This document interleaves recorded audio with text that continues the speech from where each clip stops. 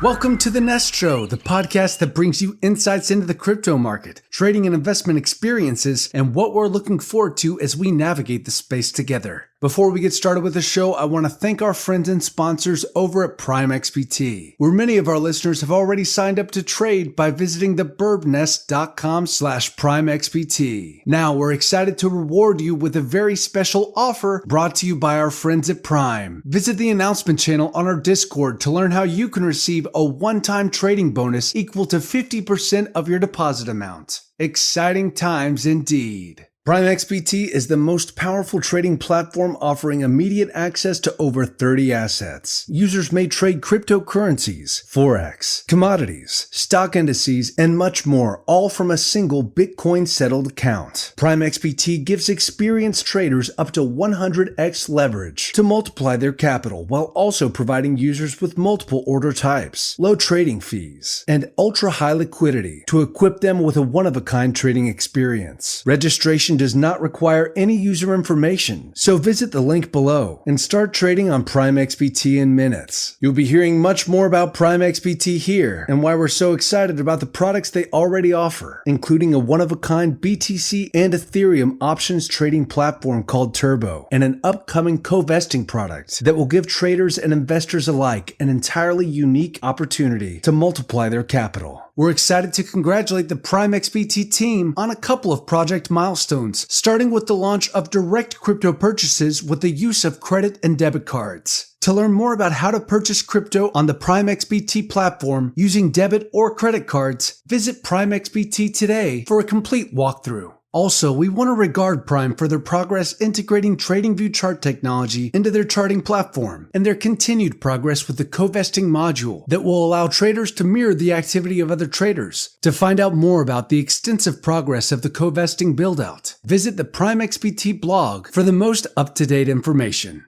Now for the show. Today we're excited to host a follow-up episode on the progress of the team over at TrendSPIDER. Jake Wojcicki is back to host an impressive walkthrough of how the TrendSPIDER platform unburdens traders from some of the plodding day-to-day of chart analysis and uses powerful automation engines to illuminate technical analysis. Jake gives thorough examples of how he uses TrendSPIDER to capture the most value from the market and helps users learn how to best utilize the powerful charting platform to attain or enhance their own whale status. Jake was joined by a special co-host for this presentation, our very own Aperture, otherwise known as Dennis, who leverages his own experience in trading and code development to further explore under the hood of the TrendSPIDER work. TrendSPIDER is one of the most powerful and unsung charting platforms in the industry that we are all too excited to revisit on this episode of The Nest Show. Thank you for joining us, and we hope you enjoy the ride. What The Nest Show is. This is a podcast brought to you by the Birb Nest community, an independent crypto and forex-centered trading community built to sharpen each other in capturing opportunities in the markets while protecting capital along the way. What this is not: trading advice. We are not financial advisors, and you should not regard any information here or in the Nest Club as financial advice. You should always consult a licensed financial advisor before making any financial decisions. Hey guys, welcome to the Nest Show. Today we are joined by Jake from TrendSPIDER again. Last time he went through some cool features and now he's going to do some case studies for us. Hi Jake, how are you? Hey, I'm doing great. Thank you guys so much for having me on again. I think the last time we talked, the market was in a slightly different position than it is now. So a lot to catch up on, a lot of cool case studies to go over. And, any questions that you have along the way, I'm happy to answer. So I'm just going to jump right in. And generally, this is the way I like to look at the market. We're going to do both the broad markets and crypto. But I wanted to start out with SPX just to kind of look at this longer term trend and see where we are. And I mean, at the end of the day, you can see since the 80s and really since pretty much the start of the market, we don't really go down in the long term. And that's not because, day traders telling us stocks don't go down. It's because of inflation. The market is a function of inflation. And so it's a way to try to beat inflation. So, the point here is to kind of show that, we have these V reversals quite often. Everyone's talking about the V reversal on SPY, and then, there's another V reversal. And then if you go through this chart, there's so many damn V reversals you can't count them all. Now, obviously, you do have your longer term breakdowns, which can turn a V reversal into a continuation down. But, we're in an environment where essentially interest rates are at zero. You have a ton of liquidity in the market, and you don't have anywhere else to put it. And I think that's the most important thing about, the market right now is, there are still dividends that are yielding more than you're going to get in a fixed income vehicle, or, something that just pays like a CD, a certificate of deposit, like those things. You're actually getting more action still in the market by just holding a stock and accumulating its dividends. So, that creates demand that some people don't really think about a lot of the time, until we get to a point where, the market is just so overextended, or the financial system is just so kind of broken that you do have your 2000s and then your 2008, 2009s. But, for the time being, we're pretty much just kind of in this massive broadening pattern on SPY, SPX, which would be the same as SPI, but SPY. But you can see here that you've got this huge broadening kind of support, and then you can see pretty much the same thing on the upside. And so I guess the question is, where do we go from here? And I think that's a question not a lot of people can answer, or anyone can really answer, maybe other than the Fed if they keep pumping money in. But, we are getting to the point where the monthly candle is about to close. I generally wouldn't really pull up a monthly chart unless we're a couple days before, the market is, at least this time period is done, the monthly. And what is it? It's Thursday. So we have like 3 more trading days of June. And so it is interesting to kind of start looking to see what that monthly chart is looking like. Now, this is kind of like an indecision doji, trying to figure out what the hell's going on here. But at the same time, like I said, you have so much liquidity in the market, and you have stocks that are breaking out. I mean, we pretty much have this massive shift in technology, and everything that probably would have been invented in 5 or 10 years is all of a sudden invented within 3 months because of this whole pandemic.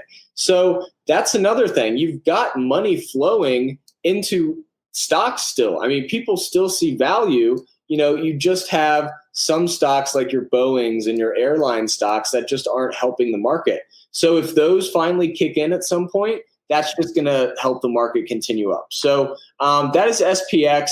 I wanted to kind of go over all of the different monthly candles just to kind of show where we're at. If we look at XBI, which is just your biotech ETF, you can see that we're actually breaking out here and hitting new all-time highs, and really breaking out of this kind of zone that's been here for almost 5 years. So we haven't really gone anywhere in the last 5 years, and you can clearly see money is flowing into this. Obviously, with COVID, you've got money flowing into any biotech or kind of pharma research right now. And so, I wouldn't necessarily look at this as bearish on the markets, because this is a very highly speculative industry. I mean, most biotechs don't have dividends or a way to make money just by holding the stock, because they're mostly speculative. And so the fact that we do have, this type of ETF breaking out, that's kind of like, okay, it seems like risk is still on here. And so, it's always important not to just look at the S&P, or not just to look at the QQQ. If we do go to the QQQ chart and we look at the monthly, we're really kind of breaking out. I don't want to call this an ascending triangle, because really it's only one point here that's previous resistance. But if you look at the past, whenever we've had this big of a move up, it generally kind of continues. So for me, just looking at the Qs and then looking at SPY, is SPY and SPX lagging? Are they going to catch up here? We'll just have to see. But those are the things you always want to look at, rather than just looking at the daily or just looking at whatever time frame you're looking at. You always have to use multiple time frames and then multiple different things to get an idea of what's going on. So, this isn't really TrendSpider related. The TrendSpider is the overall platform I'm using, but I did want to give you guys a little bit of a background on just kind of the markets in general and a couple different perspectives here. So as I mentioned, the Qs are breaking out. IWM is having a little trouble here. This is another one that's kind of risk on, and you can see that we aren't necessarily getting the buyers like we are in XBI. But one thing, a cool case study I wanted to show here is, and I think I may have showed this last time, but the anchored VWAP is something that was created by Brian Shannon, founder of alphatrends.net, and he literally, uses this at swing highs and swing lows. So, for example, if I anchor the VWAP from this monthly capitulation candle here in March of 2019, look at how perfectly the price has respected this equilibrium price. And what we're doing here is we're just simply saying, what is the volume weighted average price from this point in time? And why are we doing it from the bottom? Because that's when you have capitulation. That's when previous buyers turn into sellers and previous sellers turn into buyers. The overall status quo of the market changes, and you want to be able to measure the equilibrium price when that status quo changes. So you can see here, this has been a very strong level of support every time price is really taken a big dive. And you can see here, we almost hit this area perfectly back in March before kind of moving back up. So the question here is, we're still in that broadening formation pretty much across the board. We've got our support, we've got our resistance here. I think a lot of people are kind of wondering what is going to be hit next. Is it going to be resistance? Is it going to be support? And so, until the price really breaks down through this level here or this level here, we're pretty much kind of in this just status quo of the broadening formation. Now, the nice thing about this, let's say that you're not really an active trader, or you're not really, a trader at all. Maybe you're an investor. You can still use this to kind of watch your levels for you. So, for example, let's say that I want to, simply only really be alerted if the price breaks down through this broadening support or it breaks through this broadening resistance. And you'll see that, all I have to do is go in, create an alert. Let's say that I only want to know if the price breaks through this line or touches it. I can then go in and create sensitivity. And I think we talked about this last time, but this is really something I want to kind of go over because it allows you to not have to be at the screen all the time. I've noticed as a trader, the less that I'm trading and the less active I am, generally the better trader I am, because I'm not letting impulse, I'm not letting a specific time frame dictate my trade. I'm just letting it go until either something breaks or something breaks out. In this case, if I was trading IWM, I can go in and I can say, all right, whenever the 4-hour candle either touches this purple zone or breaks through this line, I'll be alerted. So I could go resistance above, and I can choose 99 days have passed. And so, I have 99 days until I need to look at the alert again. And so if the price breaks to the upside, I'll be alerted. If the price breaks to the downside, I do the same thing. I'll be alerted without necessarily having to look every single day at what the price action is doing. So in this case, it'd be support below, and same thing. I'd choose it for 99 days. So this allows you for the system to do all the work for you. So you don't have to go in and watch that every day, which generally will make you more impulsive, more emotional about your trades. And that's something that definitely can mess up your strategy if you're not allowing the trade to play out. You're just saying, oh well, the day's over, I got to get out. Well, what if it breaks tomorrow? And that's kind of where people like to trade options. And sometimes if you get really aggressive on an option, you can even be right on the trade. But if you don't give yourself enough time, you pretty much just blew the trade. So this allows you to really just have more of a strategy that doesn't require you to constantly check everything. It allows you to really just set it and forget it. And that's really a lot of the time how swing and position traders make their money. They don't necessarily just are constantly looking at the charts. They look at the monthlies, they look at the weeklies, and then they will enter generally on the daily or the 65-minute candle. So that's an example on IWM. We're pretty much stuck in this area until one of these areas breaks. And now I don't really even have to look at this monthly chart until the 99 days have passed, or this is broken to the upside or the downside. So, this is something that kind of incorporates a few different features here. You've got the anchored VWAP, you've got those sensitivity alerts, and then let's say that you also wanted to maybe add the anchored volume by price. That is something that is very unique to TrendSpider. The volume by price is not unique to the platform. It's pretty available anywhere. What's unique about TrendSpider is the ability to move your anchor point. So kind of the same thing with the anchored VWAP. You generally want to anchor the volume profile from these capitulation points. And look what happened here. You have this massive confluence of the anchored VWAP, and you've got this huge, what I like to call a volume shelf, where you've got a ton of people holding here. And if the supply dries up and demand remains constant, you don't even really need any new buyers to push the price up. You just need sellers to stop selling. And so that's kind of what happens around these volume shelves is, if you look here, this big chunk of volume in January 2020 was up 42%. So when you have a 42% profit, it's a lot easier for you to sell because you have profit.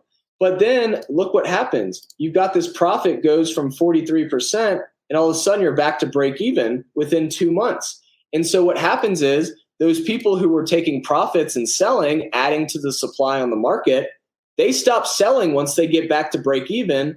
That dries up the supply. And like I said, you don't need more buyers for the price to go up. You just need more relative demand, i.e. demand remains constant, supply decreases, and then you've got your supply and demand curves shifting, which creates a higher equilibrium price. So that is a way you can really incorporate the anchored VWAP and the anchored volume by price, and you can really use this nicely. Notice how this did not act as a perfect area of support, but you had the anchored VWAP below that almost hit it to the penny. So this is something that can be applied to any type of style. It's not just the monthly chart. You could go on the 5-minute chart and find these as well. So, let's do it. You can go the 5-minute, and let's say that we want to, start the volume profile from the top here where we kind of topped out. You can see a majority of the shares on IWM are pretty much holding right in this zone. So what happens is if the price breaks down through this shelf, everybody is going to be holding at a loss. Unless people start panicking, generally, if you're holding at a loss, you're not going to sell unless you have a reason to sell, whether that's you're being stopped out of a position because you're over leveraged and you get a margin call, whether that's just because you're like, well, screw this, I'm raising cash because I think the next year is going to be kind of sketchy because of the whole virus. There's all different motivations for selling. But generally, if you don't have a massive liquidation type of event, these areas will generally hold pretty well. However, this is not an end-all be-all. Just because you have a volume shelf here does not mean that price cannot drop below it.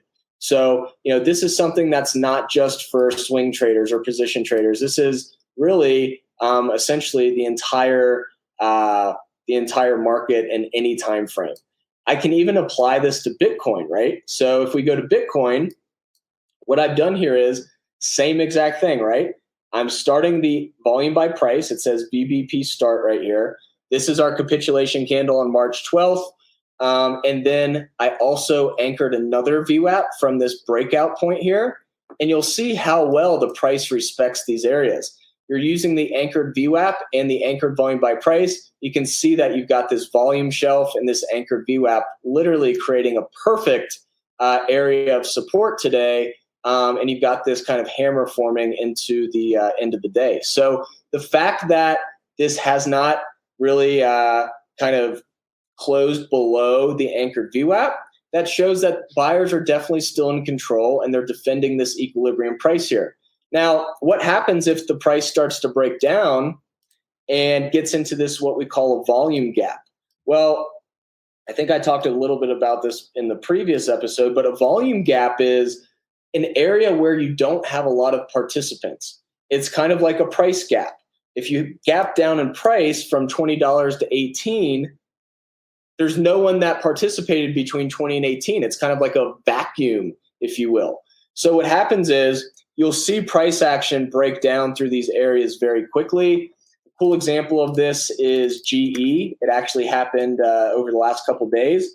You'll see here, if I anchor the volume by price from this point here, you'll see what happened. We literally fell right down to this volume shelf and finally caught a bid.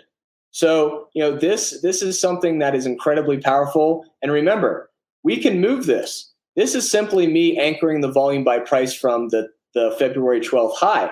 Well, maybe I want to actually do it from the actual capitulation point. And notice something that you'll see really fascinating forms here. You can see we were able to drop really quickly the last couple days because of that volume gap. There was nobody holding here. And so you're able to move very quickly through these kind of vacuums in price until you get to the next level of buyers that are breaking even. In this case, we had this perfect kind of inverse head and shoulders. But if I take that away, we've got this really strong bounce right at this next volume shelf below. So this is really a universal concept. It's not just for stocks. It's not just for crypto or ETFs or whatever you're trading. It can really be applied to anything. Maybe not Forex, because Forex is its own beast, and you can't really look at volume like you can in crypto or stocks, that type of thing. But if we go back to BTC, look here. Here's the anchored VWAP. We broke down through it, and then we pretty much just sliced right through that volume gap, catch a bid. So if Bitcoin did that same thing, this is kind of what it would look like, right? If we break down through this anchored VWAP here, we do not have a lot of participants until this next VWAP from the capitulation point. And it could even drop harder than that if the price kind of caught a bid down here. Now, there's so much inflation going on in the market right now that I don't see that happening. And my opinion doesn't really matter.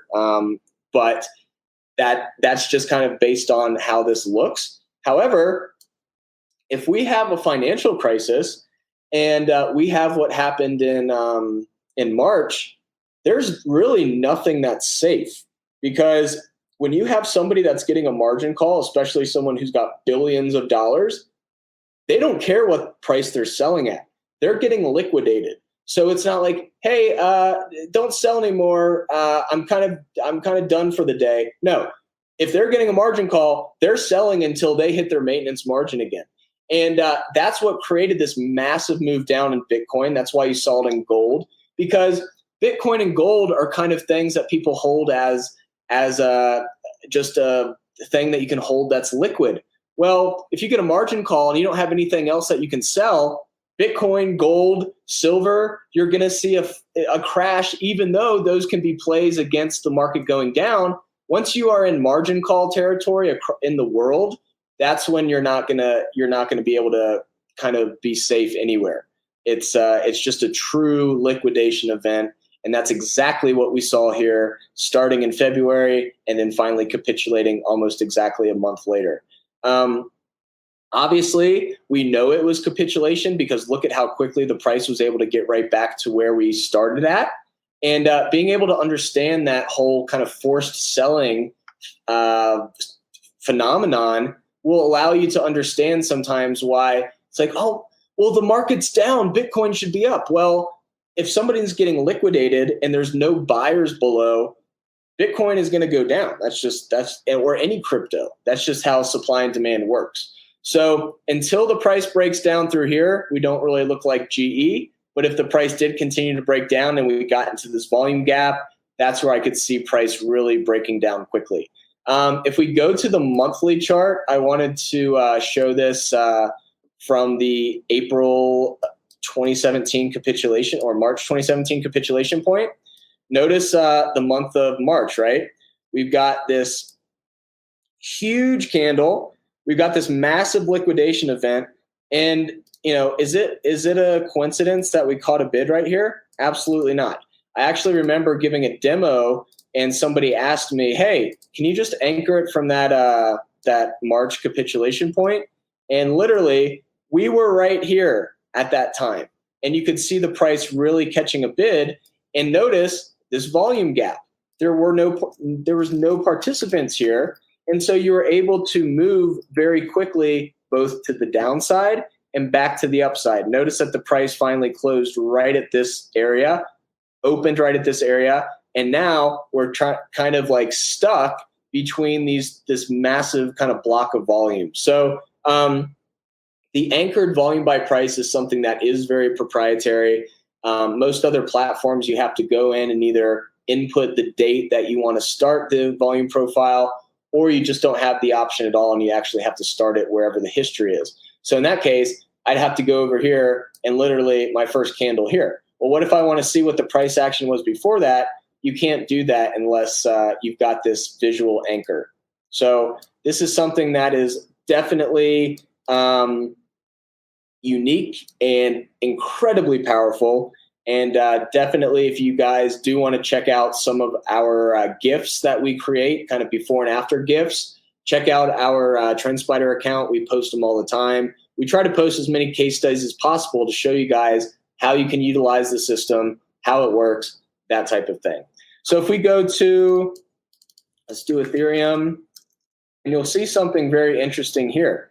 Notice this massive, massive volume base that's forming. I'll put this on log here.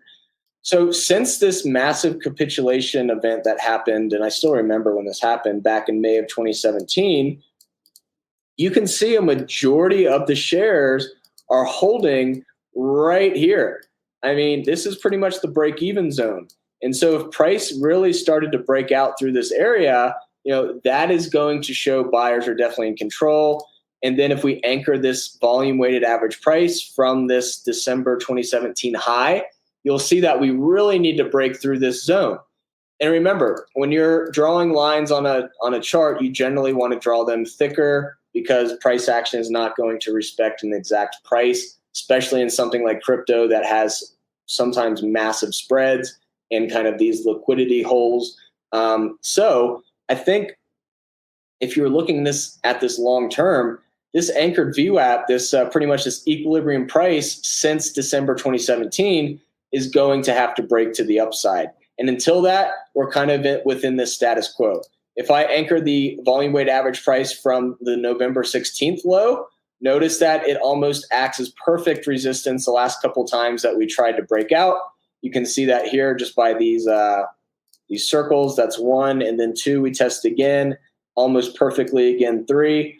And this is something I want to point out with the sensitivity is you didn't necessarily have to be right on the money here. If you would have created an alert at this line and you just increased your sensitivity, you would have been able to capture this wick, and you would have been able to do whatever you want, whether that's maybe if you're really long and it gets close to that, you were buying. Maybe you see that this anchored VWAP was previous resistance and you sell your profit and go short. But the point is we did not actually hit that anchored VWAP. But with this sensitivity, we were able to capture that a lot easier. So that's something that with the sensitivity alerts is something that's very powerful and allows you to have a little flexibility there rather than hitting it right on the head. So this is definitely a strategy I was taught by Brian Shannon, as I mentioned before. And it's really just completely changed the way I visualize the market. And you can see here, especially with Ethereum, unless something really, really bad happens with crypto, you're going to have a ton of people holding at a loss, i.e. pretty much from 125 to 240. If the price starts breaking down through here, all of a sudden, all of these shares, this big base of shares, is now holding at a loss. So something really bad with crypto would have to happen for all of these break-even holders to pretty much sell. So, probably the path of least resistance would be the fact that a majority of people are probably holding their shares at this break-even area. Once people are done selling, maybe once people realize inflation is going to start kicking in, that's when they'll start buying crypto, and maybe you'll see this breakout through this anchored VWAP from this swing low and this swing high. Any questions on that before I kind of continue? Yeah, I really enjoy this volume weighted average price. I use moving averages a lot in trading, and the questions I get from moving averages is what time frame to use. And I think the volume weighted average price solves that. Yep. Since it takes like every candle into account, but weights it on volume. And I'm wondering, since I also like to scalp on the lower time frames, do the same principles apply? Absolutely. Yep. So let's say that, maybe you're trading the 15-minute chart. The same principles can be applied. You're going to have different capitulations and swing high, swing lows. So for example, here, this would be your swing high, this would be your swing low, and look at how perfectly the price is respecting this area. I mean, I haven't even looked at this chart, the 15-minute, so it's not like I set this up. This is literally just a random 15-minute chart I pulled up on Ethereum, and you can see this is what's called an anchored VWAP pinch. It allows you to kind of see the price getting really tight, kind of coiling within this area. And so what I like to do is I don't need to guess which way it's going to go. I'll create an alert on this line to let me know when the price breaks down through this zone. And then I'll do the exact same thing with the other side. So I don't necessarily have to, guess. I will just play the break. Oops. Pressing the wrong button there. So in this case, same thing. When the price breaks through, I only want to know when the price breaks through this area, so I don't really need sensitivity because the price actually has to close through this line. And then the alert's created. So now you can just go in and who knows? If you see that the price breaking down here, you want to short it, great. If you want to go long at this area because it looks like prices respect this area, that's great too. Everybody's going to use this differently for whatever strategy they're implementing, but this is the type of kind of swing high, swing low approach that you can use. Let's throw the anchored volume by price here from this swing high, and you'll see that a majority of the shares are shares. I'm calling them shares because I usually trade stock. The majority of the inventory, coins, whatever you want to call it in crypto, are holding in this general area. So, this is a very solid break-even zone. People are going to start holding at an unrealized loss once the price starts really breaking down here. But until the price breaks through this swing high and swing low anchored VWAP, the status quo is kind of the same. And so it's up to you if you want to kind of play the game within these VWAPs or if you want to play the game where you're only trading when the price breaks through these VWAPs. Neither way is wrong. It's just a matter of preference and probably just how much time you have for trading. But those are definitely strategies that you can implement on a shorter term time frame as well. That's really cool to see. And I think what's great about this VWAP is that you're only using like two tools and we are replacing some other trading tools because you have a tightening range after which we can expect more volatility. Mm-hmm. And some people would use Bollinger Bands, some people would use ATR, but you're having such a clean chart right now because you only have two type of indicators on. Mm-hmm. And I know exactly how I would trade this, like catch the break of the range. Mm-hmm. See where bigger volumes are and take profit over there because that's where it might hit resistance or where more sellers would come in, and that's the zone of interest. Is that how you would trade this too? So for listeners, if they would use these tools, how can they eventually use these tools to after they enter to take profit? Yep. So that is going to be completely on what type of trader you are. As I mentioned, like for this particular chart, I wouldn't really ever be looking at this just because I don't trade the 15-minute, just because I've always been more of a swing trader. And that's the thing, right? Like if you go to a casino, and I hate bringing up a casino and comparing it to the market, but it's actually true. You don't go to a casino and play every single game in the casino, unless you're a gambler and you know all the odds. You go and play the game that you think you have an edge in, whether that's because of the statistics of the game, whether that's because you just know the game better. So for me, I've traded and position traded, swing traded kind of my whole life. So I personally stick to that type of trading because that's what I know. And someone who's never swing or position traded probably isn't going to implement a longer term strategy. But the thing about this strategy is it's completely fractal. So for me, if I was looking at this setup, I generally would be going long anywhere within this general area. Why? Because one, if the price breaks down to this area, I know that I'm already getting a really good price relative to what everybody else is getting it for. Two, you always have to have some margin of error. So one thing that we're actually about to release this week is the ability to essentially create percentage bands around the anchored VWAP. So rather than just one line, you're able to create, let's say, a 1% band offset to the top, a 1% offset to the bottom, because look what happens here. You've got these times where the price will break down, right? It's not perfect. There's never going to be a perfect line that's going to just be respected perfectly. You have people getting liquidated. You have people, stopping out because they panic. And so it's not necessarily, going to be your end all be all. It's going to be more or less a level of interest. And that's the way Brian describes it, as a level of interest, because it's not support until it proves that it's support. And so that's what I think a lot of people, make mistakes as well. It's like, oh man, well, this is definitely support. Well, it's not support until it's support. It's only support once it's proven to be an area that buyers come in and a bid is caught. So, for me personally, I don't just buy immediately here. I generally will be looking at, let's say, the daily chart in this type of format. So in this case, let's go to Tilray. Tilray is a great example of this right now. If we look at Tilray on the daily chart, you'll see something very similar to pretty much what we just did. You can apply this to any stock, any chart. I'm anchoring from the swing high.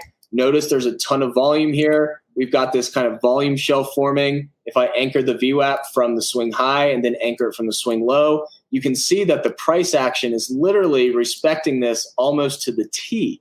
And so until this breaks, I'm pretty bullish on it. And like I said, my opinion doesn't matter. I'm not an advisor or any of that stuff. But, I'm just going by essentially rules. And so an experience based on those rules. So I've seen this plenty of times where, they'll try to, break down here and really flush everybody out. You can essentially see it here. I mean, these are times where the price action did not respect the anchored VWAP perfectly, but you had to give yourself a little margin of error there.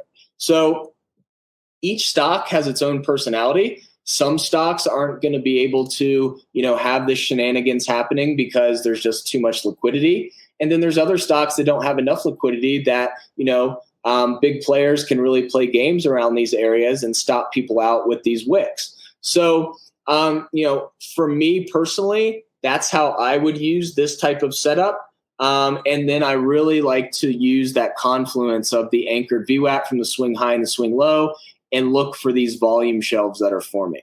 So this is definitely fractal. It can be used on other things, but that doesn't mean you can't use moving averages. I personally just don't like a lot on my chart because it becomes too many variables to analyze. You don't want to have 10 things on your chart because then you've got 10 different decisions you have to make.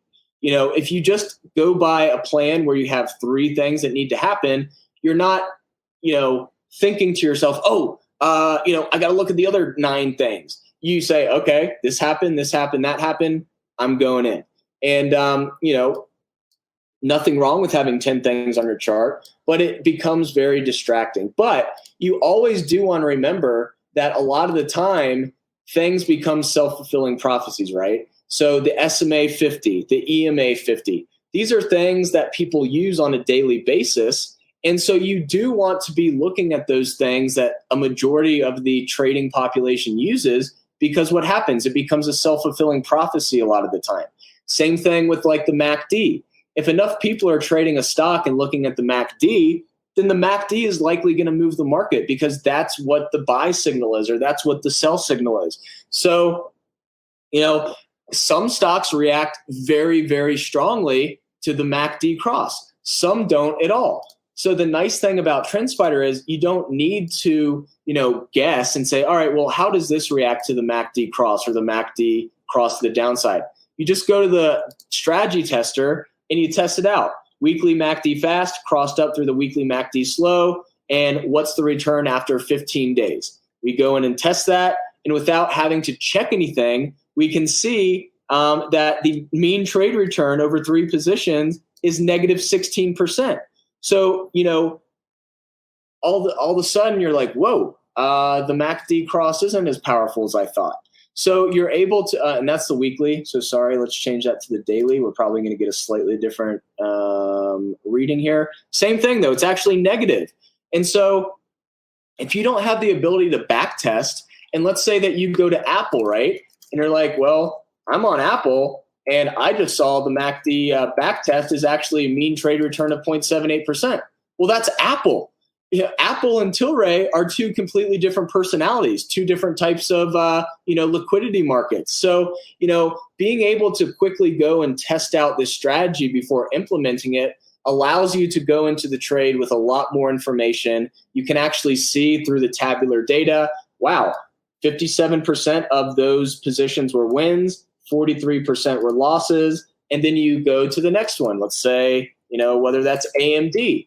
You can go in and you can see, all right, well, AMD also has a positive mean trade return of 3%. And then I can see that the wins is 58%, the losses is 42%.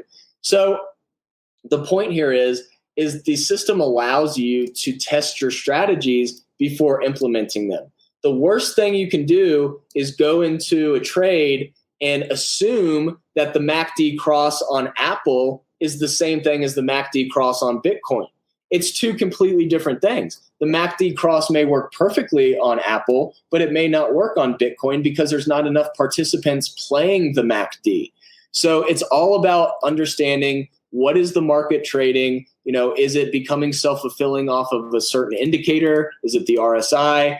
And, that's what you really have to kind of research. But this is a really cool example on AMD, right? I essentially anchored the VWAP from this capitulation point here. I can anchor it from the swing high. And look at how perfectly the price has respected this multiple times on these pullbacks. And we have it again today.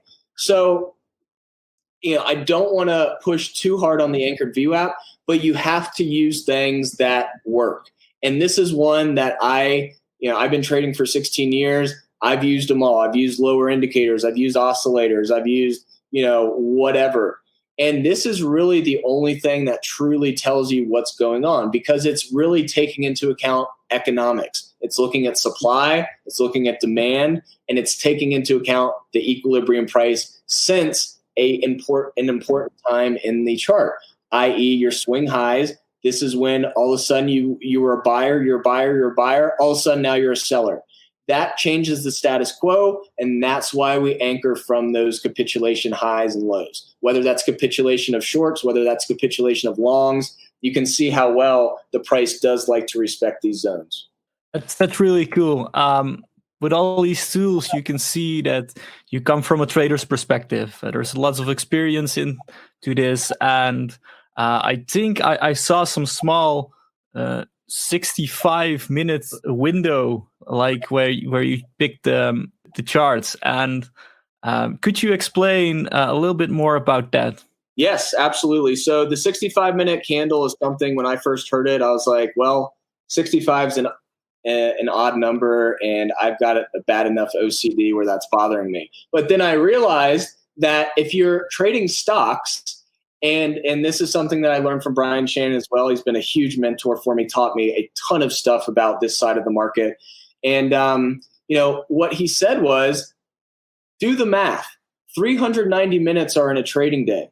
Divide that by 60 minutes. You're going to get 6.5 candles. So you always are going to have a candle that isn't fully, the full 60 minutes.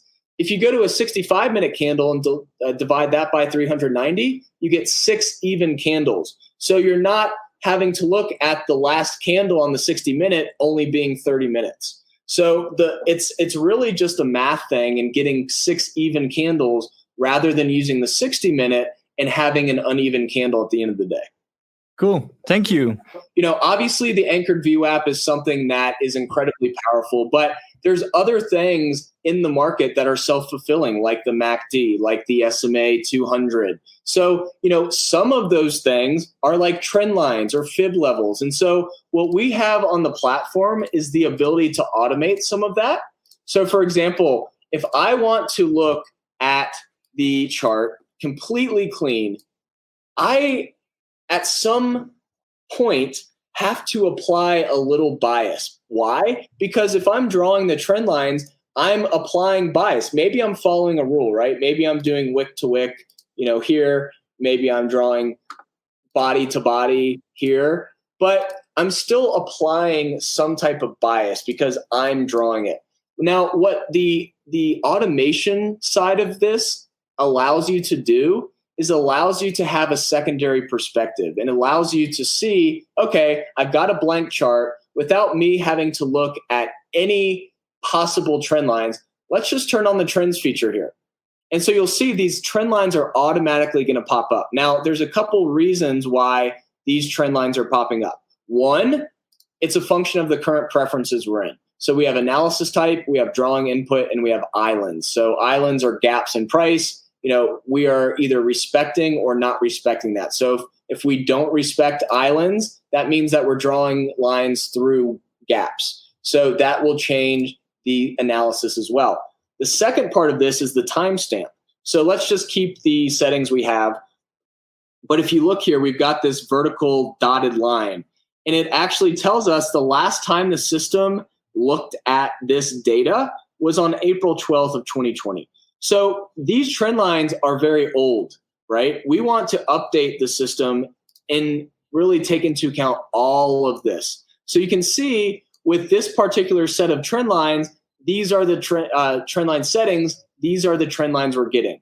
Now, the cool thing about this is you can actually go to all or unfiltered, and you'll see these are all the lines that are being found by the system based on these particular preferences. So what the algorithm does on the back end, as you go from all to more lines to most relevant, it starts to filter those lines out. So if I go to all or unfiltered and I'm like, well, I really want to lock in that, I really want to lock in this, and then I go and turn trends off, I have two lines. So it's really there to be an idea generator rather than necessarily, hey, the system's going to do all your technical analysis for you. That should never be the case. Everyone still has to have discretion, whether it's in trading, whether it's in TA, but you can erase some of the inefficiencies within the process, i.e. applying bias to your charts because you want to see a specific thing. So what I'm able to do with this trend feature is I'm able to still have discretion. It's not like I can't have any bias, but I'm able to at least see all of the different possible trend lines other people are seeing too. So remember, trend lines can be a self-fulfilling prophecy, just like moving averages or anything like that, especially very obvious trend lines. So the system really gives you the ability to lock in these lines and still have that discretion. Now you'll see as I change this from original to enhanced, what I'm doing is I'm actually creating a closer base point. So notice how these are very broad trend lines. It's kind of catching the broader trend. When we go to enhanced, we're going to find some of these smaller trends. So we're able to capture this trend here that wasn't necessarily captured by the broader trend filter, I guess, if you want to call it that. So this allows you to really still have that discretion, but allows you to remove some of that grunt work. And especially after 20 charts, if you're big into charts, that's going to get annoying after 20 charts to try to figure out your own trend lines. So you can still figure out your own trend lines. You just have a little bit of an assistant, a little bit of a second perspective to help you kind of see those things quicker. In this case, maybe I don't want to use these trend lines. Someone else may look at this and see that this is a massive broadening formation and we're kind of in the middle of it. So you can see that even using the same trend features, I can create a bunch of different permutations from these trend lines. So, if I wanted to anchor the VWAP, all of a sudden now I've got my resistance, I've got my support, and then I've got this anchored VWAP that's acting as kind of our middleman here. So that is something that is really powerful in the system. It's not there to replace, it's there to complement. And you can also do this with fib levels, right? So if we go to auto fib, you'll see that we're catching this particular measured move here. If I change the trend settings to original from enhanced, you'll see that we're actually now going to capture a bigger measured move here. And so the automated fibs are a function of those trend line settings for now. Let's say that you didn't want to draw your fibs wick to wick. You wanted to draw the fibs body to body. It will actually change that as well. And you'll see that we're now connecting the bodies rather than the wicks. So it's a very powerful system, not just from a perspective of volume, not just a perspective of, the sensitivity alerts that we went over. The ability to automate some of this grunt work is also incredibly powerful and allows you to remove some of that bias that you may have and not even know. So that is the automation side of the platform. The last thing that I want to go into are the raindrops. Raindrops are something that are incredibly powerful. Let's go to Bitcoin. This was a really cool example back in the day when we were breaking out. You could see essentially the raindrops were telling us, that there was actually buyers supporting price above this ascending triangle that we had forming. So we had this ascending triangle. I generally like to draw this a little differently than others. I will draw wick to wick, right? And then I'll actually clone it and draw another one here. So rather than having to be right on the money, I'm creating a zone rather than just one line. So what we can see here is we broke out, and you can see that the wick looks like sellers actually came in, and this obviously we had a pretty strong body here. But what's up with all these sellers? Well, if you turn on the raindrop, which is a volume-based candle, you'll be able to see something very interesting. You'll be able to see that even though we had this wick, you can actually see a lot of that supply being absorbed within the breakout. So in this case, let's zoom in a little bit. We will go here. And what I'm going to do is I'm simply just going to highlight that breakout candle, which is going to highlight it on both sides of the chart. And look what happens here, right? It looks like sellers came in, but then if you look at the raindrop, you'll see that there was a lot of volume actually absorbing supply within that wick. So the most common question I get is, well, how do you know that wasn't selling volume? Well, I know it was selling volume. How am I going to buy something if somebody's not going to sell it to me? What I want to know is, where did those buyers step in to absorb that supply? And what I really wanted to know was that supply absorbed above this resistance line, which it was. And you can see there was clearly conviction by the buyers, and we had our continuation up over the next couple weeks. Same thing here. You saw a lot of volume supporting price here, and you could clearly see that buyers were still in control, and then we just continued up from there. In this case, if we drew this kind of bullish pennant here, you'd be able to see that we had a very kind of textbook, what I like to call a balloon breakout, because it kind of looks like a balloon, like letting go and kind of moving up. So what happens is you look for these balloon breakouts through these resistance zones, and it clearly shows that conviction by the buyers is there above this area. And then you generally have a nice continuation, at least for 1 or 2 days. It's not an end-all be-all. Just if you see a balloon outside of resistance, that does not mean that you're going to get a continuation. A great example of this is Facebook. Over the last couple of days, we pretty much had this breakout through this resistance zone, pretty much textbook. You had volume supporting price above, and then a breakdown. So, don't think that any of this is just, the answer to all your trading problems. This is a tool that's going to allow you to spread your resources more than just your typical moving averages, your typical trend lines. It's there to innovate. It's there to make things more efficient. And it's also there to just give you a different perspective on the markets. And that's what these raindrops really do. And it's something that you really can't find anywhere else on the market right now. And that's something that we really are working on making completely proprietary. And it's something that we think really gives us an edge relative to some of the other platforms out there. That's really cool. I see a lot of people using these volume charts, and I think this is a unique approach to that. But also easier to read than all those different indicators with the volume. Yep, exactly. So It's something that I personally like to use these raindrops on breakouts, right? So here's another example. Back in May, we had this previous resistance. We broke through it. We could see that there were buyers within the wick, right? So this is something I like to do a lot, is just simply put the side-by-side comparison here of the raindrop versus the hollow candle. And you'll see same kind of thing we saw in Bitcoin, right? It looks kind of like sellers came in, which maybe they did, but we know that buyers were there to absorb that supply. So in this case, if I put this arrow here, you'll see within this wick, all of this volume, all of this selling volume was absorbed. If there were not buyers here, you wouldn't see a big chunk of volume because the buyers wouldn't be absorbing the volume here. You'd see it allocated somewhere else along the range. If there were no buyers until we got down here, you may see the candle look something like this, where in order to catch a bid, the price has to drop, and then you see buyers coming in absorbing that. So it really allows you to see volume flow. It allows you to see, okay, was there actually a buyer that was buying that dip, or was that just something like Amazon, where this is another really good example, where you can see within the wick something completely different. In this particular case, notice within the wick, there was no conviction by the buyers. There was nothing telling us that anybody was buying up here, and you can see that here just as well. So being able to visualize the volume within these wicks is definitely the strongest thing you can use with raindrops, especially around these breakout and breakdown areas. Yeah, that's really cool, because people are often wondering if it's a fake out or that they have to wait for confirmation, but the info is already there.